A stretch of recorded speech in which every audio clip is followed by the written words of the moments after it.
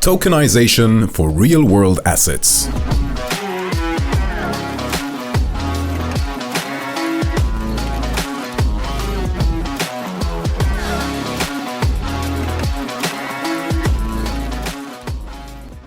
They asked me to do this presentation in English. I'll just go back to here. We're going to talk about real-world asset tokenizations, which is using the blockchain to represent a real-world asset, like a house, a deed, insurance policy, equity in a firm, or so forth. My name is Alex Nascimento. I am most well known for teaching blockchain at UCLA, for any of those out here. And I've been in the industry since 2016. Very familiar faces here. And we've been focusing on researching how to do this from a regulated point of view. And that's my area of focus. So one of the things that I find it fascinating is that as people think about tokenizing real world assets, they also think about its disruption. And I like to use the metaphor about cloud computing. So about a few years ago, if you would tell a big company like a bank or even the CIA about cloud computing, they would say it's too new, right? It's too uncertain. It's not something that they would be prone. But we're seeing the same thing happen with real world assets. We're seeing banks, we're seeing large insurance firms, we're seeing large operators of trade finance, all tokenizing real world assets. And according to BCG, or the Boston Consulting Group, we see a few points that tokenization of real world assets is really going to address, right? You have a limited access to investors. So some of the biggest assets, some of the biggest yields in the markets are not available to investors. You have a lack of experience in wealth management from a lot of different players.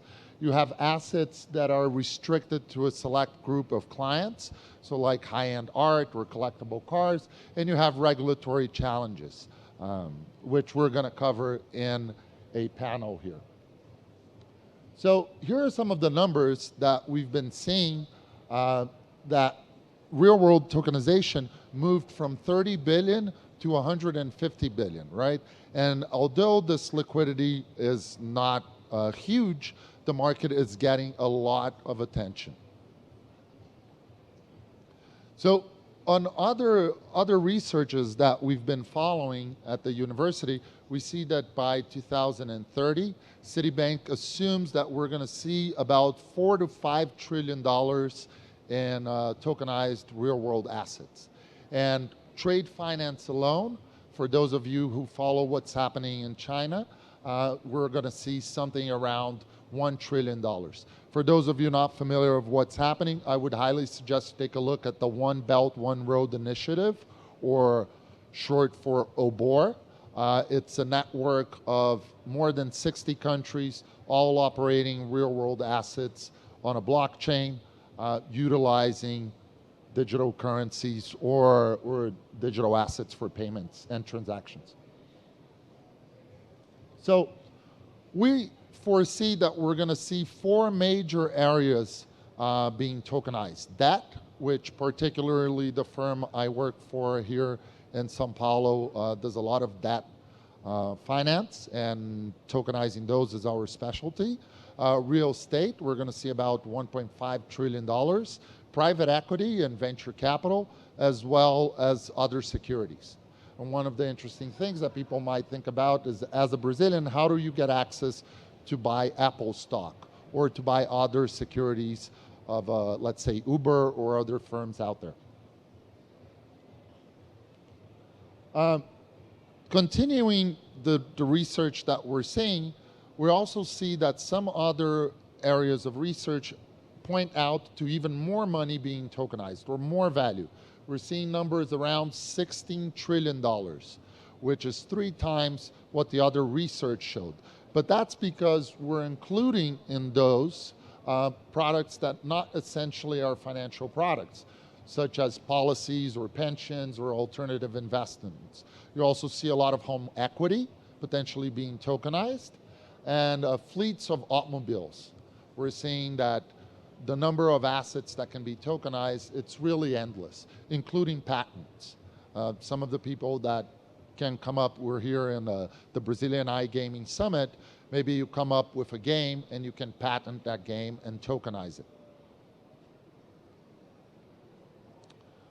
Here is some of the growth we're seeing, and we're projecting that about 10% of global GDP will be tokenized by 2030. And we are breaking it on mainly listed equities. So you're potentially going to see a world of much more liquidity and access of investors to different equities. Case in point, if you're Brazilian, you're going to be able to buy tokenized stocks like Apple or Uber or Facebook that not necessarily you can find here on the local stock exchange. You unlisted equities or private firms, other types of equities, investment funds, a huge opportunity for being tokenized. Bonds, which is our specialty, or for those here familiar with the local market of precatórios. Precatórios are currently being tokenized, which was something that the average retail investor really didn't have access to prior to tokenization. We did a tokenization with a precatório already at Mercado Bitcoin and one at Foxbit. Thanks for the team at Foxbit for helping us out through the process. And we're seeing that you could see investors reaching at an average of 100 reais to have an exposure to a precatório, which previously was something that only a financial institution or a large enough investor could have access to. Home equity is also something we're foreseeing that it's going to take huge, massive adoption of tokenization, and other obvious financial assets, including tokenized assets of various forms. But one of the areas that I find it fascinating that I would like to explore with you guys is tokenizing assets through the use of NFTs, right? Now, non-fungible tokens really play a very interesting part in tokenization of assets.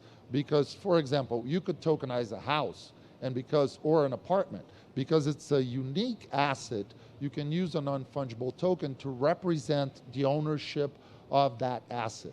And we're foreseeing that NFTs are going to represent around $230 billion worth of assets by 2030.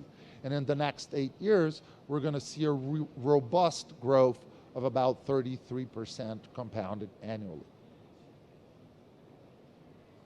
Here, because we're in an iGaming summit, I put together this slide because it shows that obviously collectibles were the most active wallets, as we saw CryptoPunks and other types of NFTs being tokenized and sold in the market. But gaming has a huge potential of using NFTs to tokenize a real asset. So for example, if you are a very good Counter-Strike player or one of these other video games of point and shoot, you can tokenize a gun and you can sell that gun as an NFT to other players.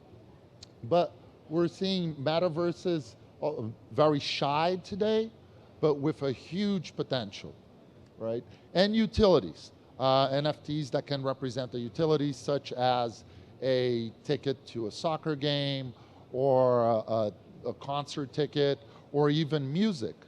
For those familiar with the band Kings of Leon, they tokenized an entire album and completely sold the album in a matter of hours. So to finalize here, I think a little bit ahead of the time, I find that tokenization of real-world assets, something that is covered by the famous Amaros law, which we tend to overestimate the effect and the impact of tokenization of real assets in the short term, but really underestimate it in the long term. So it's fascinating because we think that this is huge today. But if you really think about the implications of tokenizations of real world assets, we go back to this thesis that most assets in the world in a Web3 economy will be tokenized. So last but not least, as we were developing the curriculum at UCLA about tokenized assets or security tokens, there wasn't really a textbook that would address that issue. So together with colleagues of the university, we wrote a book that you can find it on Amazon. It has more than 50 experts that contributed to it, and it would be a pleasure if you would take the time to read it. It's in form.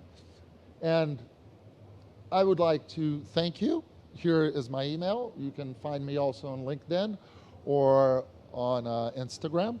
And it will be a pleasure to continue this conversation offline, or if you have any questions about real world assets, happy to address those.